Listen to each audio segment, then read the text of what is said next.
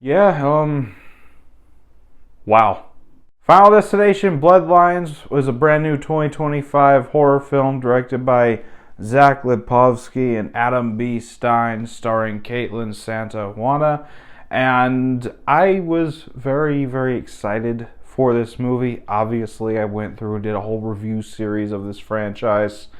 Um, like I stated when I reviewed the first one, I'm still kind of a new fan to this franchise. I never saw any of them fully until 2021. And this is actually the second time I've actually watched through the franchise. But I remember when rumors of another Final Destination started back in 2019. And one of the original stories was that it was supposed to follow first responders, but they just couldn't get down what they wanted to do with that story. So they finally brought this movie to fruition. Let's go ahead and talk about it, starting off with the good. And I'm very happy to say I was very, very pleased with this movie. First of all, Caitlin Santa Juana is really, really good in this movie. She's a really good protagonist for this franchise. She's not my absolute favorite protagonist like a lot of people were thinking she was going to be the absolute best leading up to it. She's not my favorite, but she is a really good protagonist. I highly enjoyed her performance and her character arc, the emotion that she puts into this character. Really enjoyed her. However, my new favorite character in this movie, and probably in this entire franchise, is going to be Richard Harmon as Eric. He could have easily just been the douchebag skeptic, but they made him very funny and very endearing in a strange sort of way. I really enjoy what Richard Harmon does with this character. He was very, very funny. He had a lot of good comedic moments, and also he had some really good emotion behind his performance as well. So I really enjoyed that about his performance. Finally, rounding out this cast that I really want to talk about is Tony Todd. And those of us who know, this was Tony Todd's last on-screen performance. I believe Tony Todd knew this was going to be his last on-screen performance. So when we get to his obligatory speech in the movie, I was not expecting to cry when he gave his speech in this movie, but Tony Todd, he just really nailed that speech. Just absolutely fantastic. Love everything he did there. Rest in peace to a legend. Absolute terrific send-off to Bloodworth as a character and to Tony Todd as an actor. Just really loved that whole sequence.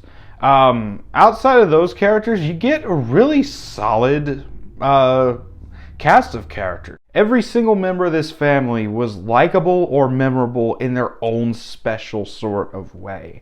That's never happened in a Final Destination movie before. Every movie has had at least one unlikable character. Some of them have had no likable characters, specifically the fourth one. So I was very happy with how much I enjoyed this entire cast, and with how sad I was to see each one of them go in their own brutal ways. I really enjoyed this cast. The story is actually really good here. It takes the idea of death going after a group of survivors, and it has it going after an entire bloodline that should not exist because somebody escaped a premonition years and years ago. And I highly enjoyed that concept. It added to the lore of Final Destination, and it also brought a lot of intensity to this movie as well. Speaking of the premonition, this is absolutely one of the best premonitions in the entire series. I highly enjoyed what they did here with the Sky Tower restaurant. I highly enjoyed. I really loved everything they did. That was a really good opening sequence. Now, as for the deaths in this movie, the kills, is what everybody comes to a Final Destination movie for. They were all really good. I really enjoyed just about every type of kill that there was in this movie. Some are way more brutal than others, obviously, but there's one specifically that I'm not gonna say what it is, but it has a really funny yet dark reference to the Final Destination 5 poster. If you've seen the movie, you probably know exactly what I'm talking about. But that was probably my favorite kill in the movie. Obviously, you get the lawnmower kill that we see in the trailer. Shows every little detail of that. But yeah, really love the kills here. I really enjoyed the emotion of this movie as well. I was not expecting a Final Destination movie to have an emotional core, but it did. I really enjoyed how they were able to make us feel for these characters. Really enjoyed the emotion here. The pacing as well was really well handled, and really the likability of this entire family really added to that. I was half expecting to go into this movie going, okay, how much longer until the Tony Todd scene? That's what we're here for.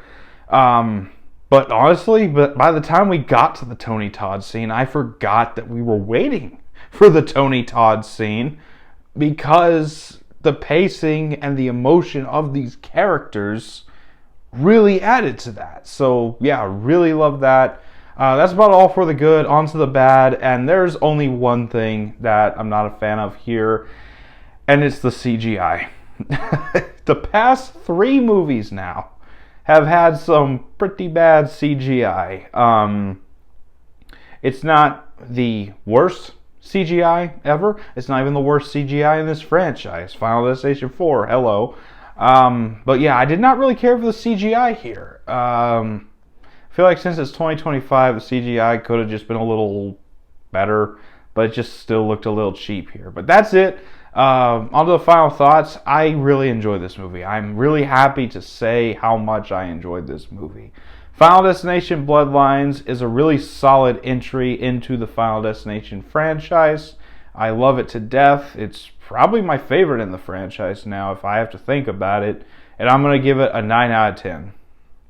So that was my thoughts on Final Destination Bloodlines. Have you seen this movie yet? Let me know down in the comments what you thought about it if you have seen it. And as always, if you enjoyed this video, don't forget to like, comment, subscribe, and I'll see you all next time.